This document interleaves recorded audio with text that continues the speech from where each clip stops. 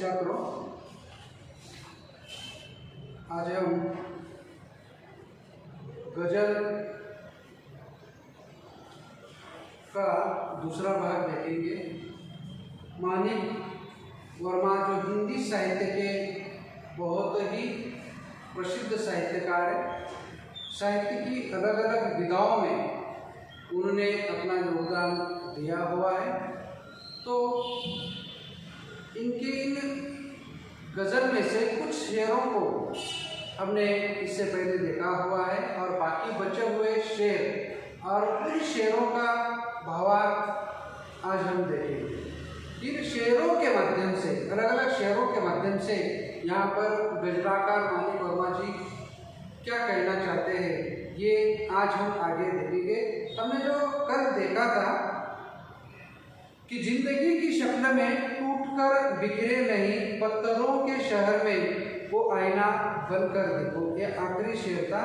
आज अब आगे आपको महसूस होगी तब हर एक दिल की जलन, जब किसी धागे सा जलकर मोम के भीतर देखो।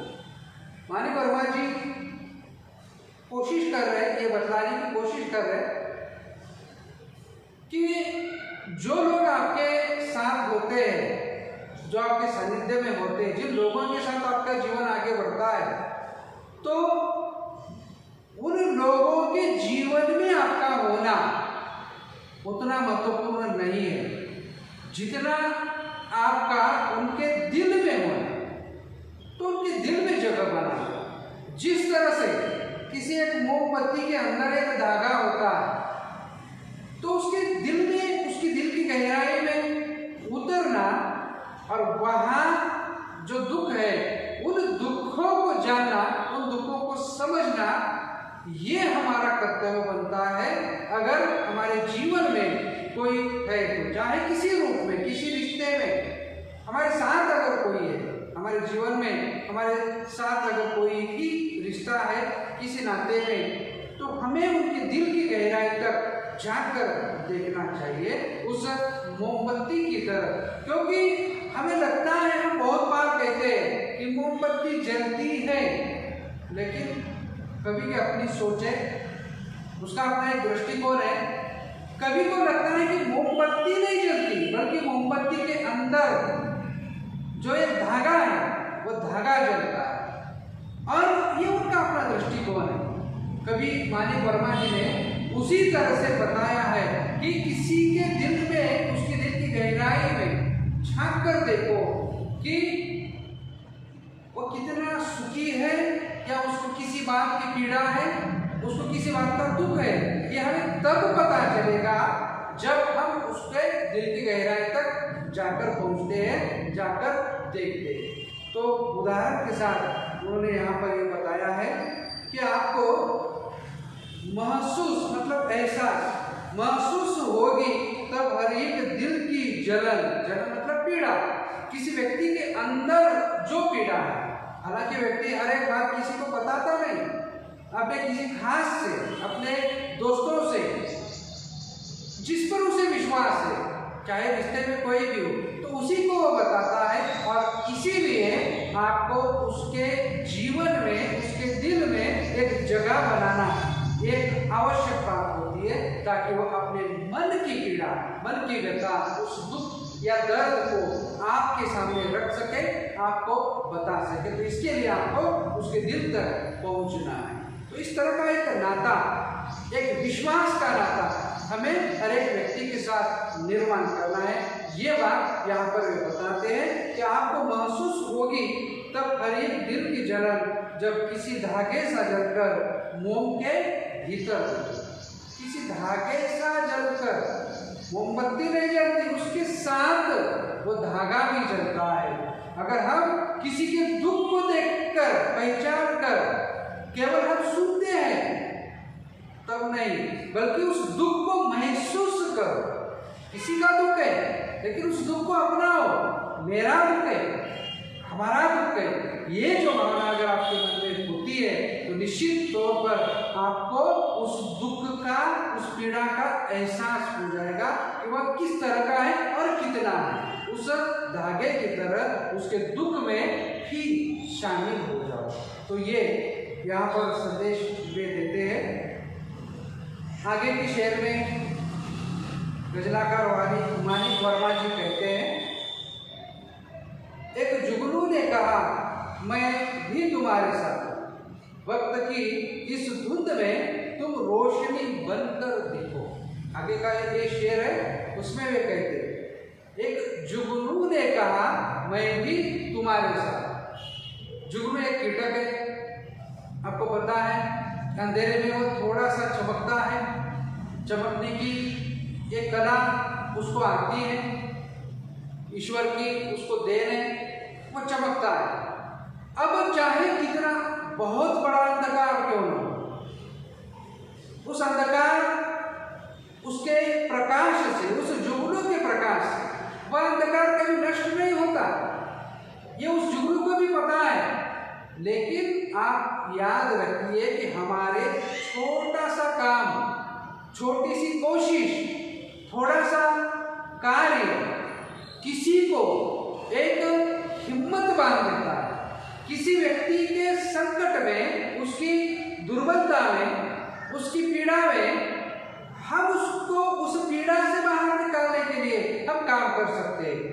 हम अपनी क्षमता के साथ, अपने कार्य पद्धति के साथ, अपनी कैपेसिटी के साथ हम उसकी सहायता कर सकते हैं। जुगनू के चमकने से अंधेरा बिल्कुल नष्ट नहीं होता, लेकिन उसका चमकना किसी को एहसास दिलाता है, जैसे वह कह रहा है किसी को अंधेरे से घबराओ नहीं, मैं तुम्हारे साथ।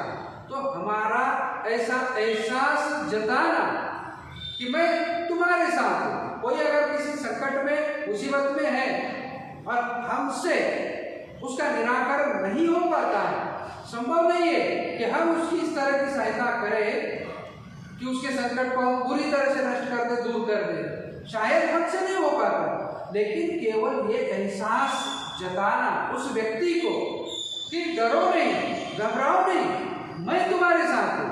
और ये जो हम एहसास जताते हैं, इससे उस व्यक्ति का जो मन से टूटा है, शायद मन से हरा हुआ है, हार रहा है, तो उसको एक सांस बंध जाता है, उसकी हिम्मत बन जाती है। और इस हिम्मत को बढ़ाना ये हमारा मूल उद्देश्य होना चाहिए। और इससे वो व्यक्ति उस समस्या का निराकरण ढूंढ कर उससे बाहर निकल जाए। तो किसी को ये एहसास दिलाना कि मैं तुम्हारे साथ हूँ, तो ये हमें जुगनू से प्रेरित होना है, जुगनू से सीखना है। जैसे वो कह रहा है, एक जुगनू ने कहा मैं तुम्हारे साथ हूँ, वक्त की इस धुंध में तुम रोशनी बनकर। तो मानिक वर्मा जी कहते हैं वक्त की इस धुंध में, कोहरा है, धुंध का मतलब कोहरा, मराठी में धुकर, एक अंधेरा सा छा जाता है। ऐसा एक मुसीबतों का पहाड़ है, बहुत सारी मुसीबतें, कोई रास्ता नहीं दिखाई देता है, जैसे कोहरे में कुछ दिखाई नहीं देता। तो संकट इस तरह से होता है, संकट छा जाता है हम पर कभी कभी और हमें कुछ दिखाई नहीं देता, कुछ सूझता नहीं है। और उस वक्त तुम रोशनी बनकर उसके जीवन में प्रवेश करो। उसको कोई आपकी अपनी क्षमता के साथ आप उसको बताओ कि चाहे जो भी हो जाए मैं तेरे साथ हूँ, और वह कोशिश करेगा। एक हारा हुआ इंसान जो कि मन से हारा है, वो कोशिश करेगा और हो सकता है आपके साथ जताने के कारण, आपकी हिम्मत देने के कारण वह उससे फिर से एक बार उस समस्या का निराकरण करने के लिए डटकर वो तैयार हो जाएगा। और हो सकता है कि उसका मुकाबला करके उस समस्या को तोड़कर उससे बाहर आ भी जा सकता है। लेकिन जरूरी है कि आप उसको एहसास दें, उसको जताएं कि डरो मत, मैं तुम्हारे साथ, ये आवश्यक होता है। तो इस शेर के माध्यम से वे बताते हैं, एक जुगनू ने कहा मैं भी तुम्हारे साथ हूँ, वक्त की इस धुंध में तुम रोशनी बनकर देखो। मतलब जो निराश या हताश लोग हैं, उनके मन में एक आशा की किरण का निर्माण करना ये हमारा कर्तव्य है, या हमारे अच्छे होने का ये सबूत भी है। तो इस शेर के माध्यम से मानिक वर्मा कहना चाहते हैं। आगे वे कहते हैं, एक मर्यादा बनी है हम सभी के वास्ते, गर तुम्हें बनना है मोती सीप के अंदर देखो। हम समाज में जीते हैं, समाज की अपनी कुछ मर्यादाएं होती है। इंसान चाहे जितना प्रगति करे, उसका कितना विकास हो, लेकिन एक मर्यादा में रहकर सामाजिक बंधनों का पालन करते हुए जहां हम रहते हैं, जहां काम करते हैं, जहां हम जीते हैं, तो हर एक स्थान पर एक मर्यादा होती है, सीमाएं होती हैं। हम उस सीमा को नाप कर अगर कोई करते हैं तो गैर कानूनी बन जाता है। सामाजिक नियमों के साथ, कानून के साथ, संस्कृति के साथ उसका पालन करते हुए अगर हम कुछ करते हैं, उस मर्यादा के अंदर रहकर, तो हमारी जय जयकार होती है, हमें सम्मान मिलता है, तारीफ मिलती है। लेकिन उस मर्यादा का पालन ना करते हुए, उसको तोड़कर, मर्यादा को लांघ कर अगर हम कुछ करते हैं, तो निश्चित तौर पर काम होगा, हमसे वो काम होगा, कार्य होगा, लेकिन सम्मान नहीं होगा। तो मर्यादा में रहकर अगर हम कुछ बनाते हैं, कुछ करते हैं, तो निश्चित तौर पर हमें सम्मान भी प्राप्त होता है, मिलता है। तो इस तरह से इस शेर के माध्यम से वे एक संदेशा देते हैं कि एक मर्यादा बनी है हम सभी के वास्ते, गर तुम्हें बनना है मोती सीप के अंदर देखो। और उदाहरण दिया है मोती का। एक सीप में मोती का निर्माण होता है, एक कल का मोती होता है एक समय के बाद, उसमें परिक्रमा है, उसकी एक प्रक्रिया है, और उस प्रक्रिया के बाद वो मोती बन जाता है। लेकिन बनता है सीप के अंदर है। वह उस मोती बनने के लिए सीप को तोड़कर या अपनी मर्यादा छोड़कर बाहर नहीं आता, उसके अंदर जहां तक वह रहता है, जितने समय तक उसको मोती बनने में लगता है, उस समय तक वो सीप के अंदर रहता है, और रहता है, मर्यादा का पालन करता है, इसीलिए वो मोती बनता है, जो कि बहुत कीमत होती है उसकी। तो ऐसा एक मोती बनने की एक प्रक्रिया है। तो उस प्रक्रिया की जो एक कार्य पद्धति है, तो उसमें जो वक्त लगता है, जो समय लगता है, उस समय का पालन करते हुए उस सीप के अंदर ही रहना है। तो मर्यादा का पालन करते हुए सफलता को प्राप्त करना, यही सच्ची सफलता है। ये इस शेर के माध्यम से मानिक वर्मा जी बतलाना चाहते हैं। आगे के शेर में वे कहते हैं, डर जाए फूल बनने से कोई नाजुक कली, तुम ना खिलते फूल पर तितली के टूटे पर भी। बहुत बार समाज में हम देखते हैं कि अनेक प्रकार के विध्वंसकारी, विनाशकारी और दुष्ट प्रवृत्ति के लोग होते हैं जो दूसरों को नुकसान पहुंचाते हैं। हमें ऐसे लोगों से दूर रहना है अधिकतर।